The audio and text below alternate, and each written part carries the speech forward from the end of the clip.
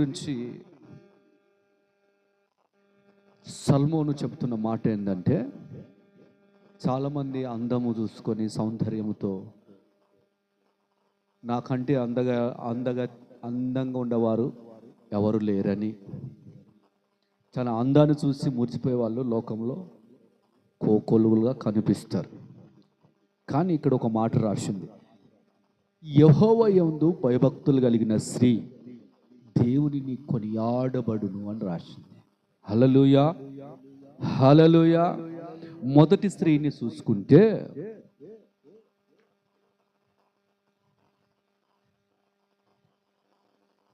ఎస్తేరు యొక్క జీవితంలో చూస్తే,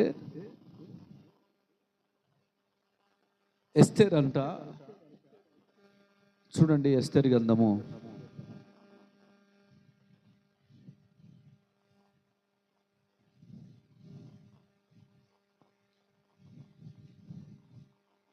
'ఎస్తేరు రాసిన గ్రంథము న్యాయాధిపతుల పక్కన ఉంటుంది.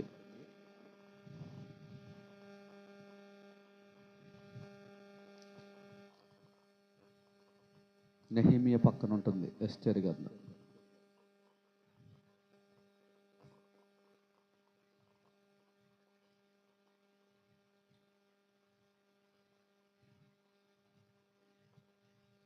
చూడండి, 8వ వచనము, 2వ అధ్యాయం 8, 9వ వచనంలో ఏమని రాసిందంటే, రాజాజ్ఞయు అతని నిర్ణయమును ప్రచురం చేయబడి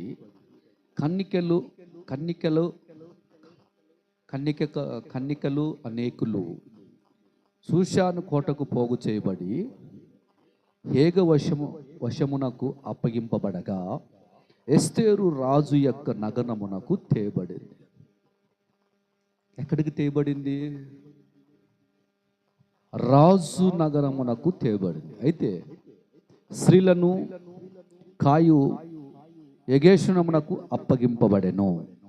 ఒక వ్యక్తికి స్త్రీలందరినీ అప్పగించేశారు. చదవండి.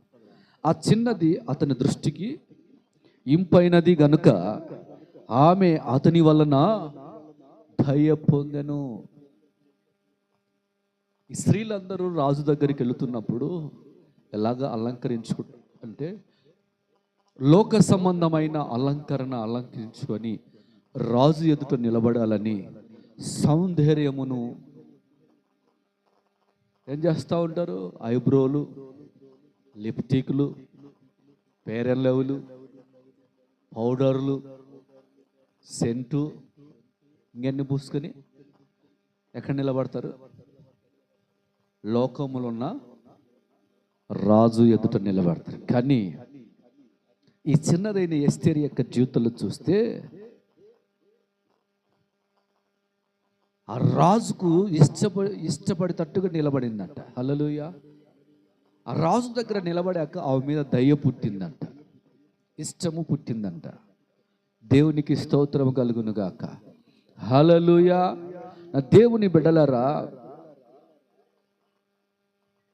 ఈమె ఎలాంటి అలంకరించుకున్నదంటే, ఎస్తేరు యొక్క జీవితంలో బాహ్య సంబంధమైన శరీరం అనే అలంకరించుకొనక తన జీవితాన్ని యేసయ్యకి అప్పగించుకొని సమర్పణ కలిగిన జీవితంలో త్యాగం కలిగి ఉపసించి ప్రార్థన చేసుకొని రాజు ఎదుట నిలబడినదట. ఆమేన్, హల్లెలూయా. ఈ లోకములో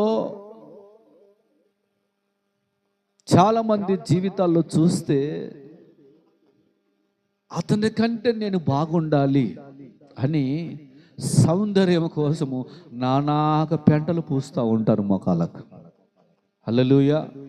కానీ ఈమె ఎలాంటి సౌందర్యము కలిగిందంటే, మొదటి పేతురు గ్రంథంలో రాయబడింది. ఎలాంటి సౌందర్యమో చూడండి. మొదటి పేతురు గ్రంథము 3వ అధ్యాయము 2 నుంచి 3 వచనాల వరకు రాయబడింది. ఎలాంటి అలంకరించుకున్నది చూడండి. జడలు అల్లుకొనటయు, బంగారు నగలు పెట్టుకొనటయు, వస్త్రాలు ధరించుకొనటయు, వెల్లుపటి అలంకారము నీవు అలంకరించుకొనగా ఉండక ఆ సాధువైనటియు మృదువైనటియు గుణమనే అక్షయ అలంకారము గల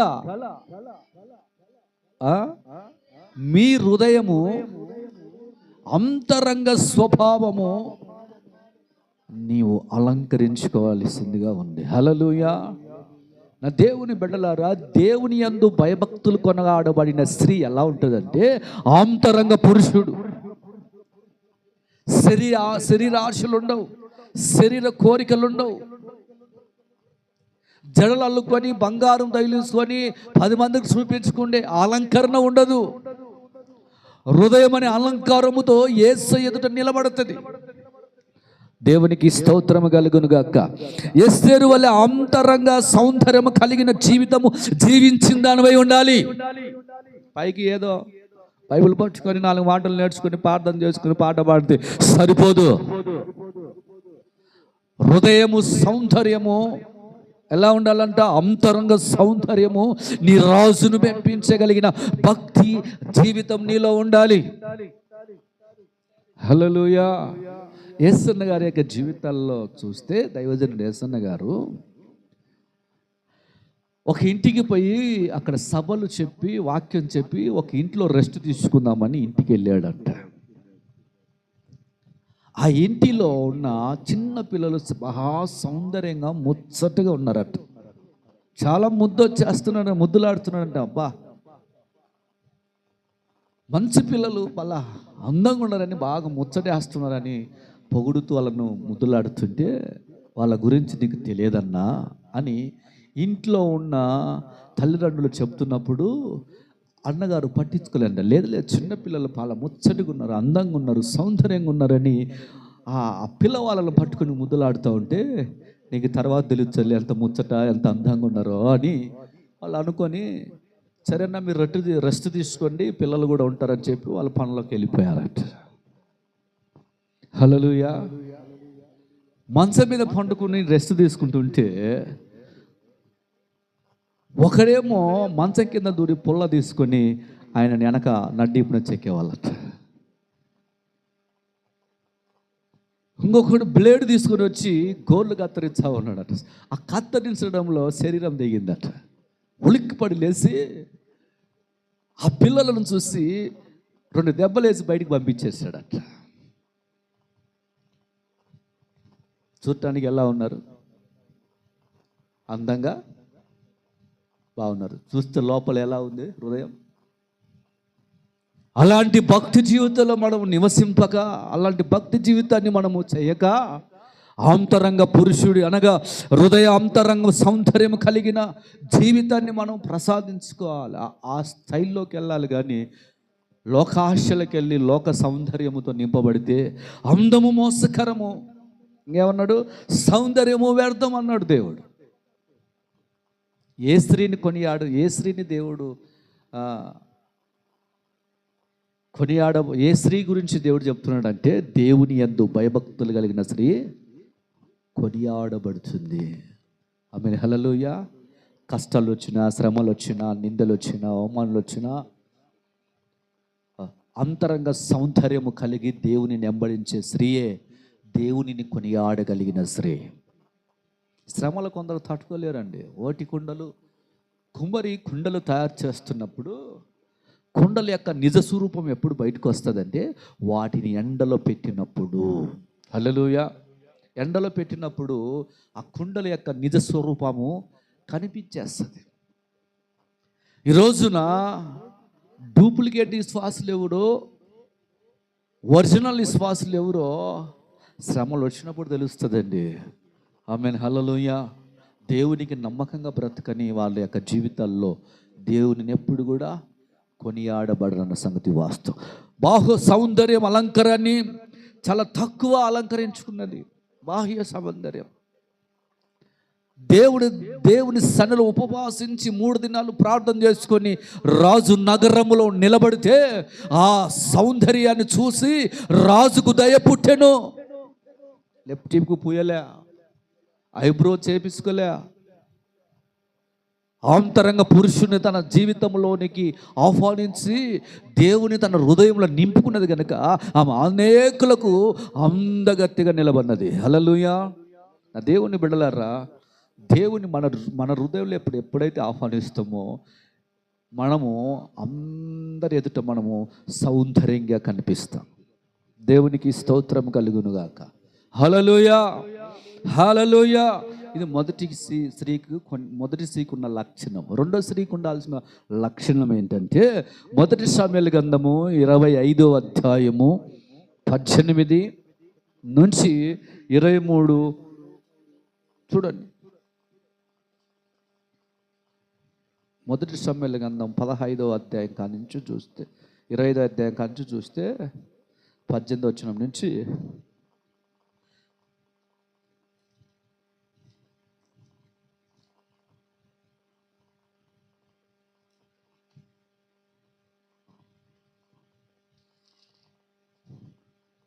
మొదటి సమూయేలు గ్రంథము 25వ అధ్యాయము 3వ వచనం చూడు ఏమని రాసిందో. అతని పేరు నాబాలు, అతని భార్య పేరు అబీయగాలు. ఈ స్త్రీకి సుబుద్ధి గలదై రూపశ్రీ ఉండెను. ఏముందంట? సుబుద్ధి కలిగిన స్త్రీ. రెండో స్త్రీకి ఏ గుణం ఉందంట? సుబుద్ధి కలిగిన స్త్రీ. సుబుద్ధి అంటే రాబోయే అపాయాన్ని కనిపెట్టగలిగిన స్త్రీ, తన కుటుంబాన్ని రక్షించుకోగలిగిన స్త్రీ, కుటుంబంలో ఏ విరోధం జరగకుండా ఎవరిని ఎక్కడ పెట్టాలో కుటుంబాన్ని చక్కపెట్టుకోగలిగిన స్త్రీ అబీయగాలు. హల్లెలూయా. దేవుని బిడ్డలారా, ఒకసారి ఆలోచించండి. ఎలాంటి స్త్రీ అంట? 18వ వచనం చూడండి. అందుకు అబీగయీలు నాబాలుతో ఏమి చెప్పక త్వరపడి 200 రొట్టెలను 200 ద్రాక్ష తిత్తులను వండిన 5 గొర్రెల మాంసమును 5 మానికలు వేచిన ధాన్యమును 100 ద్రాక్ష గెలను 200 అంజూరపు అడ్డగడలు గార్ద బావుల మీద వేయించుకొని ఎక్కడికి వెళుతుంది? దావీదు దగ్గరికి వెళుతా ఉంది. ఎదుర్కొంటుంది. ముందుకు కుటుంబంలో ఉగ్రత దిగి వచ్చింది. కుటుంబాన్ని కాపాడుకోవడానికి, భర్తని కాపాడుకోవడానికి, కుటుంబాన్ని సైతాన్ని కాపాడుకోవడానికి ఏం చేసింది తెలుసా? సమస్యను గుర్తెరిగి, సమస్యను పసిగట్టి, సమస్య ఇంటి మీదకి రాకుండా మునిపే ఈ స్త్రీ ఏం చేసింది తెలుసా?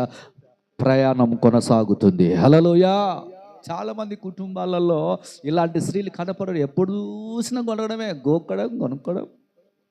కుటుంబాలలో ఆశీర్వాదాలు ఉండవు. సైతాన్ గడు వచ్చి కూర్చుంటాడు, జీవితాలు పాడు చేస్తాడు. హల్లెలూయా. నీ ఇంటి మీదకి ఏ శోధన వచ్చిందో, ఏ ఇబ్బంది వచ్చిందో నువ్వు పసిగట్టిన దానిపై సుబుద్ధి కలిగిన స్త్రీగా నువ్వు నిలబడాలి. అప్పుడే దేవుని యందు భయభక్తులు కొనియాడిన స్త్రీ కొనియాడబడును. దేవుని యందు భయభక్తులు కలిగిన స్త్రీ ఏం చేస్తుందో తెలుసా? దేవుని యందు కొనియాడుతుంది, కానీ గిల్లి కచ్చలకు గొడవ పడదు, సమస్యలకు దారి తీయదు, సమస్య తెచ్చిపెట్టదు కుటుంబానికి. సమస్య వస్తుందంటే సమస్య విషయంలో దేవుని దగ్గర సాగిలపడి సమస్యను దూరం చేసుకోగలిగింది సుబుద్ధి కలిగిన స్త్రీ. ఆ స్త్రీ పేరే అబీయగాలు. హల్లెలూయా, హల్లెలూయా. నా దేవుని బిడ్డలారా, ఒకసారి ఆలోచించండి. మన ఆత్మీయమైన అనుభవంలో ఇటువంటి సుబుద్ధి కలిగి నడుస్తున్నామా? కుటుంబాన్ని పాడు చేసుకుని వెళుతున్నామా? ఒకసారి ఆలోచించండి. మన జీవితాలలో 28వ లేదా 23వ వచనం ఏం రాసింది? అబీయగాలు దావీదుని కనుగొని గార్ద భవం మీద నుండి త్వరగా దిగి దావీదుకు సాష్టాంగ నమస్కారం చేసి అతని పాదాలు పట్టుకొని ఇట్లనెను. సమస్య వచ్చింది కుటుంబం మీద, నువ్వేం చేయాలి? కత్తి తీసుకొని కుటుంబాల మీద యుద్ధాలు చేయకూడదు, మోకరించడం నేర్చుకోవాలి. దేవుని సన్నిలో పాదాలు పట్టుకోవడం, సాగిలు పడడం నేర్చుకోవాలి. దేవుని సన్నిలో కూర్చొని ప్రార్థన చేయగలిగిన అనుభవంలోకి నీవు రావాలి. భక్తులాడే అనుభవంలోకి నీవు రావాలి. ఆ కింద వచ్చేమో రాసింది తెలుసా? నా ఏలినవాడా, ఈ దోషం నాదని ఎంచుము, నీ దాసులే నన్ను మాట్లాడినిమ్ము, నీ దాసుల నేను చెప్పు మాటలను ఆలకించుము. దేవుని సన్నిలో ప్రభా నా కుటుంబంలో చేస్తున్న ఈ పాపం నా దోషం ఎంచున్నాయన, నా కుటుంబాన్ని కాపాడు, నా కుటుంబాన్ని రక్షించు, నా కుటుంబానికి ఏ శోధన ఏ అపాయం రాకుండా కాపాడు నాయన. సుబుద్ధి కలిగిన స్త్రీ దేవునిని కొనియాడగలిగిన స్త్రీ అంట. హల్లెలూయా. గొడవ పట్టంలే, మొరటోడైన లాబాను దావీదుకు వ్యతిరేకంగా నడిచాడని, దావీదు మాటను తిరస్కరించాడని, దావీదు 400 మందిని సైన్యం తీసుకుని వస్తూ ఉంటే కుటుంబంలో కూర్చుని భర్తతో గొడవ పడలే. సమస్య భర్తకు చెప్పలేదు, కుటుంబాన్ని చక్కపెట్టుకోవడానికి ఏమైతే సిద్ధపరచుకున్నదో మార్గంలో ఎదురుపడి దావీదు ఎదుట దిగి సాష్టాంగ నమస్కారం చేసి ఈ విధంగా ప్రార్థన చేస్తుంది, నా దోషం ఎంచయ్యా, నన్ను మాట్లాడినేమో. హల్లెలూయా. 28వ వచనం చూడండి. నీ దాసురాలైన నా తప్పు క్షమించుము, నా ఏలినవాడగు నీవు యెహోవా యుద్ధంలో చేయుచున్నావు గనుక నా ఏలినవాడవు నీకు ఆయన శాశ్వతమైన సంతతినిచ్చును. నీవు బ్రతిక దినములన్నిటి నీకు అపాయము కలగకుండును. నిన్ను హింసించుటకై నీ ప్రాణమును తీయటకై ఎవడైనా ఉద్దేశించినట్లా నా ఏలినవాడగు నీ ప్రాణమును నీ దేవుడైన యెహోవా యొద్ద ఉన్న జీపపు మాటలలో కట్టబడును. ఒక్కడు ఒడిసెలతో రాయి విసిరినట్లు ఆయన నీ శత్రువులు ప్రాణములను విసిరివేయును. యెహోవా నా ఏలినవాడగు నిన్ను గూర్చి సెలవిచ్చిన మేలంతటిని నీకు చేసిన, నిన్ను ఇశ్రాయేలు మీద అధిపతిగా నిర్ణయించిన తర్వాతనే ఏమైంది? తర్వాత 31వ వచనంలో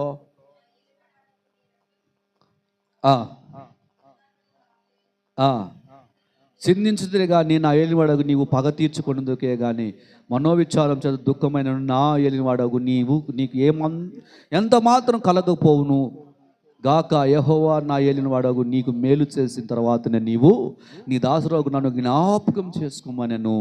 చూసినవాండి, ఎప్పుడైతే ఈ స్త్రీ కుటుంబం మీదకి ఆపద వచ్చిందో ఆపదను చూసి ఏం చేసింది తెలుసా?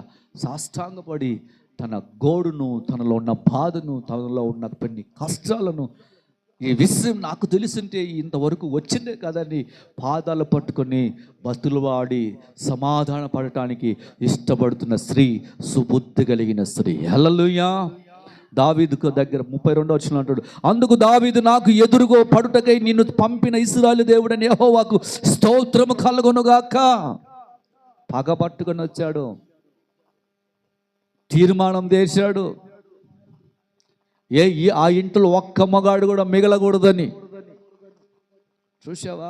ఈరోజు ఆ అపాయము నా చేతుల్లో నుంచి రాకుండా ఉండటానికి, ఆ పని చేయకుండా ఉండటానికి దేవుడే నిన్ను నా దగ్గరికి పంపించాడని ఈ మాట చెప్తున్నాడండి దావీదు. హల్లెలూయా. చూసావండి, ఉగ్రత దిగి వచ్చింది. ఆ ఇంట్లో ఉన్న స్త్రీ ఏం చేసింది తెలుసా? దేవుని దగ్గర ఏడ్చడం ప్రారంభించింది. ఆ కింద వచనంలో ఏమని రాసింది తెలుసా? నేను పగ తీర్చుకొనకుండకు ఈ దినమున ప్రాణం తీయకుండాకు నన్ను ఆపినందుకై నీ ఆశీర్వాదము నొందుదువుగాక. నువ్వు చూపిన బుద్ధి విశ్రమై నీకు ఆశీర్వాదము కలుగునుగాక అన్నాడు. కింద 35వ వచనంలో కింది భాగంలో ఉంది చూడండి. సరే, తన యొద్దకు ఆమె తెచ్చిన వాటిని ఆమె చేత తీసుకొని, నీ మాటలు నేను ఆలకించి నీ మనవిని అంగీకరించుదని సమాధానంగా నువ్వు నీ ఇంటికి పొమ్మని ఆమెతో చెప్పాను. అబియాగలు తిరిగి వెళ్ళిపోయిందండి. సమాధానం దేవుని దగ్గర పొందుకున్నది, ఇంటికి తిరిగి వెళ్ళిపోయింది. హల్లెలూయా. అటువంటి స్త్రీ ఏం చేస్తుంది తెలుసా? దేవునిని కొనియాడుతుంది. సౌందర్యమును రంగు పూసుకొని, లిప్టిక్లు పూసుకొని దానికోసం పాగలాడటం లేదు స్త్రీ. తన కుటుంబాన్ని కట్టుకోవడానికి, కుటుంబంలో వచ్చిన ఆ చేసిన పాపముని దేవుని దగ్గర ఒప్పుకొని, ఆ దోషము నా దోషంగా ఎంచు రాజా. అటువంటి వాళ్ళు ఎవరైనా ఉన్నారండి ప్రార్థన చేసేవాళ్ళు?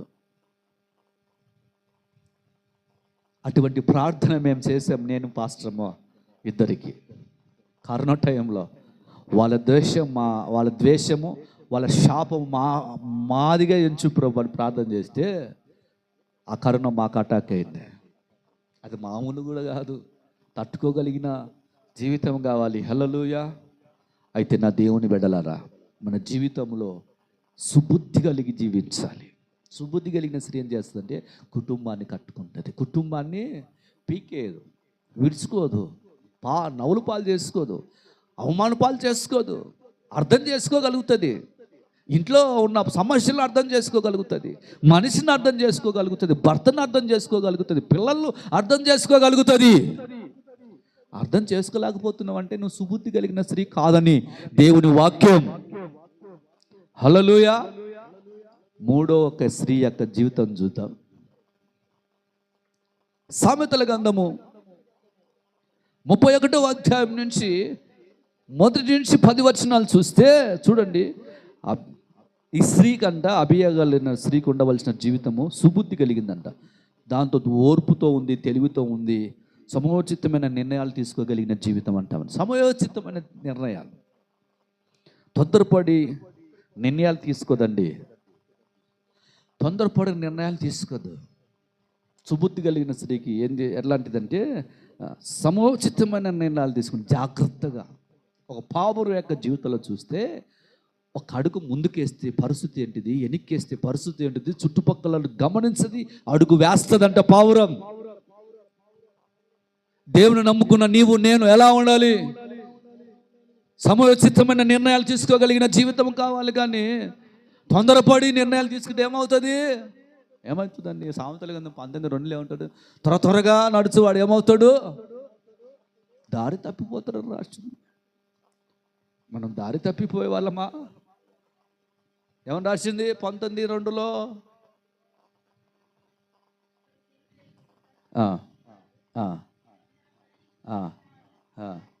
తొందరపడి నోరు ఉందని ఇంట్లో కుటుంబాలలో పిల్లలైతేనేం, భర్తనైతేనేం, భర్త అయితే మీ భార్య అయితే మీ నోరు ఉందని మాట్లాడితే దారి తప్పిపోతాం. అది మనం కాపాడుకోవాలి. నీ భక్తి జీవితాన్ని ఎవరిని మెప్పించడానికి భక్తి చేస్తున్నాం? మన భక్తిని మనం కాపాడుకోవాలి. హల్లెలూయా. చూడండి 31వ అధ్యాయం సామెతల గ్రంథంలో రాయబడిన మాట. ఇంకొక స్త్రీకి ఉండవలసిన లక్షణం చెప్తున్నాను. ఇప్పుడు 2 అయిపోయారు, ఇప్పుడు 3వ స్త్రీ. త్వరగా. రాజైన లెమయేలు మాటలు, అతని తల్లి అతనికి ఉపదేశం యొక్క దేవయోక్తి పలుకుతుంది, ఉపదేశం బోధిస్తుంది. రాజుకైన లెమయేలుకు, ఇదిగో నా కుమారుడు నేనేమందును, నా కన్న నా కుమారుడా నేనేమందును, నా మృక్కులు మృక్కిన కనిన కుమారుడా నేనేమందును, ఇదిగో నా బిడ్డ యవనస్తుడా రాజువని విరపుము పోకు, నీ బలము స్త్రీలకి ఏకము, జాగ్రత్త పడిపోకుము. రాజులను నశింపచేసే స్త్రీల సావాసం చేయకము. లోకానుసారంగా తిరిగే స్త్రీలు లోకములో చాలా మంది ఉన్నారు, పాపములో దించేవాళ్ళు చాలా మంది ఉన్నారు. నా కుమారుడు ఇంకేమన్నాడు? ద్రాక్షరసం తాగుట రాజుకు తగదు నాయనా, ఇదిగో నువ్వు రాజువని, నీ కింద సైన్యం ఉందని నీకు చెప్పేవారు ఎవరు లేరని నువ్వు అనుకుంటున్నావేమో. ద్రాక్షరసము తాగుటకు నీకు వద్దు నాన్న, అది మనకు తగదు అని చెప్తూ ఇంకో మాట అన్నది. లెమయేలు అది రాజులకు తగదు, మద్యం పాన శక్తి అధికారులకు తగదు నాన్న. ఎందుకు? మద్యం తాగితే ఏమవుతుంది తెలుసు, వాళ్ళ కట్టల్లో మర్చిపోతారు. దీనులకు న్యాయం చేయలేరు, దరిద్రులకు న్యాయం చేయలేరు, అన్యాయం చేస్తారు, లంచానికి లోబడతారని తన కుమారునికి తల్లి కుటుంబంలో రాజు అయినప్పుడు కూడా, ప్రధానమంత్రి అయినప్పుడు కూడా తన పిల్లలకు నేర్పించగలిగిన మాటలు నేర్పిస్తూ ఉంది. కుటుంబంలో ఒక స్త్రీగా, తల్లివిగా, తండ్రిగా ఉన్నావంటే నువ్వు ఎలా ఉండాలి? నీ పిల్లలకు బుద్ధి చెప్పిన దానివై ఉండాలి, కుటుంబాన్ని కట్టుకున్న దానివై ఉండాలి. ఆ స్త్రీయే దేవుని కొనియాడమన్న స్త్రీయే ఈ విధంగా తన పిల్లలను, తన కుటుంబానికి ఇలాగ దేవుని సన్నిధిలో కట్టుకోగలుగుద్ది. హల్లెలూయా. కట్టుకోలేదండి, చాలామంది స్త్రీలు కట్టుకోలేరు. మేము చాలా వింటూ ఉంటాం సాక్ష్యాలు. తల్లి అంతే పిల్ల అంతే అని చెప్తా ఉంటారు లోకంలో పిల్లలు. సాక్ష్యాలు పాడైపోతూ ఉన్నాయి. కాపాడుకోలేకపోతే మన జీవితాలు దేవుని సన్నిధి నుంచి దూరం అవుతే నరకానికి పాలవుతాం. హల్లెలూయా. నా దేవుని బిడ్డలారా, ఇంకొక మాట చెప్తుంది, దీనులందరికీ న్యాయం చేయుదురు, దీనులందరికీ అన్యాయము చేయుదురు, ప్రాణం పోవుచున్న వారికి మద్యం నీడి, మనోవ్యాకులం గల వారికి ద్రాక్షరసం వీడి, వారు త్రాగిన తమ పేదరికం మరుతురేమో, తమ శ్రమను ఇక తలంచుకుందరు. మూగవారికి దిక్కులేని వారందరికీ న్యాయం జరుగునట్టు నీ నోరు తెరుము. ఇదిగో అధికారంలో ఉన్న బిడ్డ, దేవుడు నీకు అధికారం ఇచ్చాడు, ఉన్నతమైన స్థితి దేవుడు ఇచ్చాడు. ఎందుకు ఇచ్చాడు? గర్వంగా తిరిగి, లోకానుసారంగా తిరిగి, మద్యము తాగి, అల్లరి పాలయ్యి, స్త్రీలకు నీ బలం ఇచ్చి తిరిగేవాడివి కాకుండా ఉండటానికి కాదు దేవుడు నీకు ఇచ్చింది అధికారం. దరిద్రులకు, అన్యాయంలో ఉన్న వారిని ఏం చేయాలి? న్యాయంగా పరిపాలిస్తావని, దరిద్రులకు న్యాయం చేస్తావని, దీనులకు న్యాయం చేస్తావని దేవుడు నీకు అధికారం ఇచ్చాడు. అది మర్చిపోకు, కట్టడలు మర్చిపోకు బిడ్డ అని తన తల్లి తన కుమారునికి చెబుతున్నట్లుగా రాయబడింది. హల్లెలూయా, హల్లెలూయా. మూగవారికి దిక్కులేని వారందరికీ న్యాయం జరిగినట్లు నీ నోరు తెరవాలి బిడా. ఇదిగో నీ ఎదుట ఏదైతే అన్యాయం జరుగుతుందో నువ్వు మౌనంగా ఉండకు. ఎస్తేరుకి దేవుడు చెప్పాడు, ఇదిగో ఎస్తేర్, ఈరోజు రాజు నగరంలో ఉన్నావని, అపాయం నాకు రాదులేని చెప్పి నువ్వు మర్చిపోయి దేవుడిచ్చిన అవకాశాన్ని నువ్వు చేజార్చుకుంటే మరొక దిక్కు నుంచి దేవుడు సహాయం చేస్తాడు.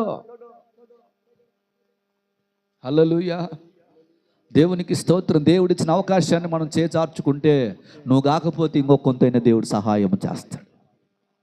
ఆ వచ్చిన అవకాశాన్ని నువ్వు పోగొట్టుకున్నావు అనుకో, నీ జీవితం ఏమైపోద్ది? ఆలోచన నేను దేవుని బిడ్డ. అలాగా నా బిడ్డ, వాళ్ళని చూసి మౌనంగా ఉండకు, కళ్ళు మూసుకోకు. అన్యాయం జరుగుతుంటే నువ్వు కళ్ళు మూసుకుని నాకెందుకులే, నాది కాదులే అని చెప్పి నువ్వు మౌనంగా ఉండకు. నువ్వు నోరు తెరవాలి. ఎక్కడ అన్యాయం జరిగితే అక్కడ నోరు తెరిచి మాట్లాడాలి నువ్వు అని చెప్తూ కింద ఏమన్నా తెలుసా? నీ నోరు తెరిచి న్యాయంగా తీర్పు తీర్చుము అన్నది. న్యాయంగా తీర్చేవారి ఇటువంటి తల్లులు ఎక్కడైనా ఉన్నారంట వాళ్ళ లోకంలో. ఒక తల్లి ఏం చెప్తుంది తెలుసా? దుర్మార్గంతో నేర్పించిందంట ఆ తల్లి. ఈ తల్లి లెమేలు రాజుకు చెప్తుంది, జాగ్రత్తలు చెప్తుంది తన కుమారునికి, పడిపోకుండా భక్తి జీవితంలో ఆ లేకపోయినా న్యాయంగా జరగాలని, అన్యాయంగా ఉన్న వారిని న్యాయం తీర్చాలని, మగవారికి, కుంటివారికి, గుడ్డివారికి నోరు తెరిచి తగిన న్యాయం చేయాలని నాయనా అని నీతి మాటలు దైవోక్తు పలుకుతూ చెబుతున్న మాటలు ఈ మాటలు. దేవునికి స్తోత్రం కలుగును గాక.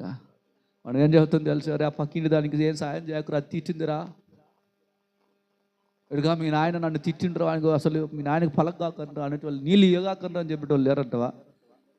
ఉండరు, కొడుకులకే చెప్పేటోళ్ళు ఉండరు.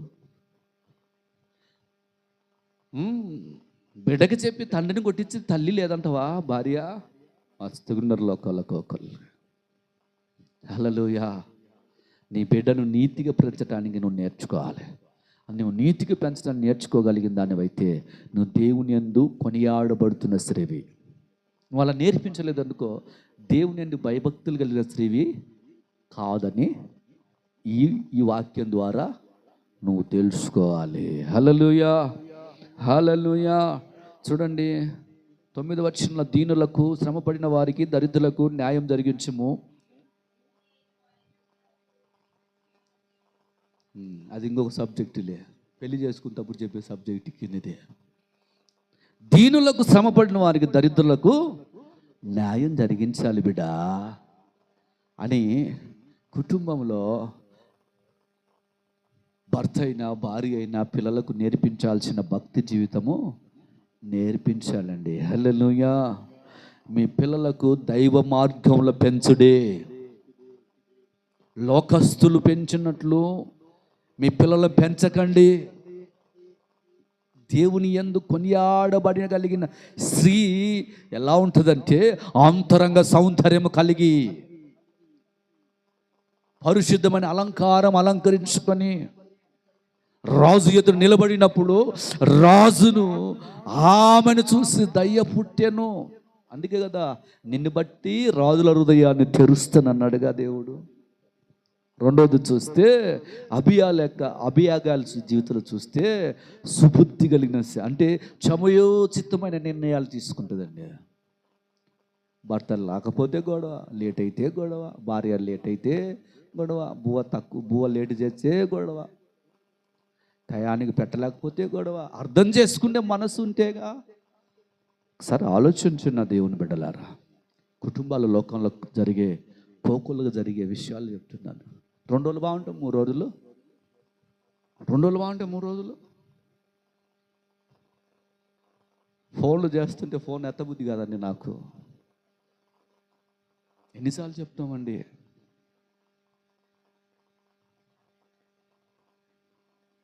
ఎన్నిసార్లు చెప్తాం? ఆలోచించే గంటలతోటి ఊరికే జొల్లు మాటలు మాట్లాడి టైం వేస్ట్ చేసుకోవడం తప్పితే సుబుద్ధి కలిగిన స్త్రీ మోకరిస్తుంది, దేవుని సన్నిధిలో ప్రార్థన చేసుకుంటుంది, కుటుంబాన్ని కట్టుకుంటుంది. హల్లెలూయా, హల్లెలూయా. నా దేవుని బిడ్డల ఓర్పు తెలివితో సమయోచితమైన నిర్ణయాలు తీసుకోగలిగిందే సుబుద్ధి కలిగిన స్త్రీ. కనుక తొందరపడి నిర్ణయాలు తీసుకునే జీవితాలు పాడు చేసుకోవద్దు. ఇది దేవుని వాక్యం. కొనియాడబడిన స్త్రీకి ఉండాల్సిన లక్షణాలు ఈ మన జీవితంలో ఉన్నాయా? లేకపోతే దేవుని సన్నిధిలో సరి చేసుకునైనా ఇప్పుడైనా సరి చేసుకుని దేవుని సన్నిధిలో ప్రార్థన చేసుకుంటే దేవుడు కృప మనకు అనుగ్రహిస్తాడు. ఎందుకు తెలుసా అండి?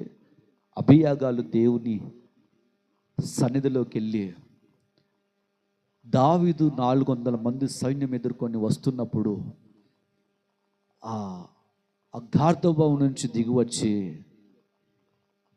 నమస్కారం చేసి దావీదు నిలబెట్టి ఏం చేసింది? బతులాడింది దేవుని సన్నిధిలో. నీవు నేనైనా దేవుని మన మీద కోపం వచ్చినప్పుడు దేవుని సన్నిధిలో మనం తీసుకోవాల్సిన నిర్ణయం ఏం తెలుసా? ఇమ్మీడియట్లీగా ఆలస్యం చేయకుండా, మరో క్షణం కూడా మళ్ళా చూద్దాంలే అనుకోకుండా కన్నీటి ప్రార్థన చేయి. దేవుడు నీ పక్షంగా కార్యం చేస్తాడు. హల్లెలూయా. కనుక ఇటువంటి లక్షణాలు కలిగిన జీవితంలో స్త్రీ ముందుకు వెళితే ఆ కుటుంబాలు ఉన్నత పదముగా నా దేవుడు విజయోత్సవంగా నడిపిస్తాడు. ఆమేన్. ఒకరించి ప్రార్థన చేసుకుందాం. ఒక తీర్మానం కలిగి ప్రార్థన చేసుకో. వచ్చామా పోయామా అని కాదు, వచ్చామా పోయామా అని కాదు. ఎస్తేరు యొక్క జీవితం ఎలా ఉంది? అబీయగాలు యొక్క జీవితం ఎలా ఉంది?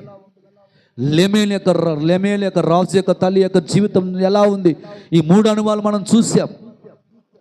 ఆ 3 అనుభవాలలో ఏదైనా మన జీవితంలో లేకపోతే సరి చేసుకోవడానికి దేవుడు మరొక తరుణం మనకి ఇచ్చి ఉండగా, ఆ సరి చేసుకున్న అనుభవాలలోకి మనం వస్తే ఖచ్చితంగా దేవుని సమాధానం నీకు దొరుకుతుంది. ప్రార్థన చేసుకున్నా, ఒక తీర్మానం కలిగి దేవుని సన్నిధిలో ప్రార్థన చేసుకుని ఎక్కడ తప్పిపోయావో, ఎక్కడ పడిపోయావో దేవుడు మరొక స్థరం నీకు ఇస్తున్నాడు. ఆయన ఎప్పుడునైనా నా కుటుంబంలో నా ద్వారా శోధన రాదు ప్రభా. భయభక్తులు కొనియాడే స్త్రీకి లోకాశలు ఉండవు, లోకంలో బ్రతకాలనే ఆశ ఉండదు, లోకంలో అందరిని పోల్చుకుని నడవాలనే ఆశ ఉండదు. వారిలాగా నేను బ్రతకాలి, వారిలాగా నేను జీవించాలి, వారిలాగా నేను ఇలా ఉండాలి అని కోరుకుని జీవించదు. ఏమున్నా ఏమి లేకపోయినా ఇదిగో నా దేవుడు ఉన్నాడని నిన్ను స్తుతిస్తూ అన్ని సమస్యలలో, అన్ని సమయములలో నా సహాయకుడు నీవేనయ్యా అని నిన్ను స్తుతించడానికి మోకరించి ప్రార్థన అనుభవంలోకి వస్తుంది. ప్రార్థన చేసుకుందాం. ఏమయ్యా ప్రార్థన మ్యూజిక్ లేదా? నీ ఆశ నీదేనా? నీ దారి నీదేనా?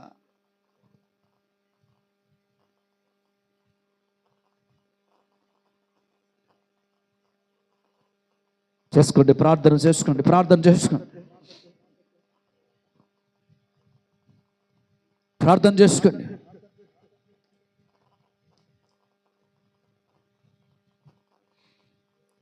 తీర్పు వచ్చేసింది. అబీయగాలుపై ఎదురుపడి సాష్టాంగపడి నమస్కరించి నా దోషంగా ఎంచని నేను బతులాడడం వల్ల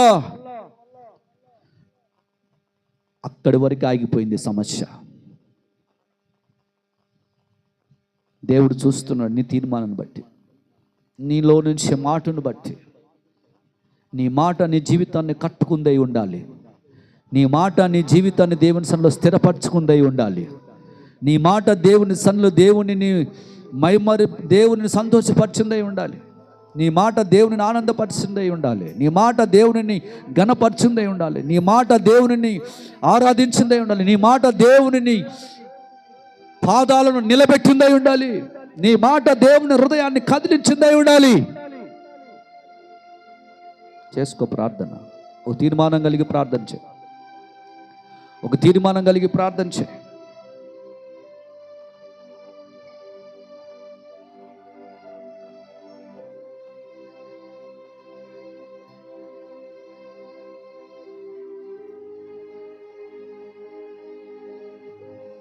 ప్రార్థన చేసుకుందాం. పరిశుద్ధుడైన తండ్రి, జీవమగల దైవ, స్తోత్రములు చెల్లిస్తున్నాం నాయన. అయ్యా నా ప్రభు నాయన, నీ ఉపదేశంతో మాతో మాట్లాడినందుకే స్తోత్రములు తండ్రి. స్త్రీలు ఎలాగ ఉండాలో తండ్రి, అభియోగాలను తండ్రి, ఎస్తేరును తండ్రి, అయ్యా నా ప్రభు, నీ స్త్రీలను తండ్రి నా ప్రభు ఎలాగుండాలో, కుటుంబాన్ని ఎలాగ కట్టుకోవాలో అయ్యా మాకు నేర్పించారు తండ్రి. స్తోత్రములు చెల్లిస్తున్నాం తండ్రి. జ్ఞాపకం చేసుకోండి. మీ జ్ఞాపనలందు తండ్రి నాయన, ఇంతవరకు తండ్రి పాటలు ఎందు విజ్ఞాపనలు ఎందు తండ్రి మాతోనే ఉండి నడిపించారు తండ్రి. స్తోత్రములు చెల్లిస్తున్నాం. నీ బిడ్డలు తండ్రి నా ప్రభా ఏ బాధ అయితే వచ్చింటున్నారో తండ్రి, ఏ కన్నీళ్ళ మధ్య వచ్చింటున్నారో నాయన, ఈ అనారోగ్యం మధ్య వచ్చింటున్నారో తండ్రి, ఈ అవసరత మధ్య వచ్చింటున్నారో బిడ్డలు జ్ఞాపకం చేసుకోండి. ప్రతి అవసరములు, ప్రతి అక్కర్లు తీర్చండి.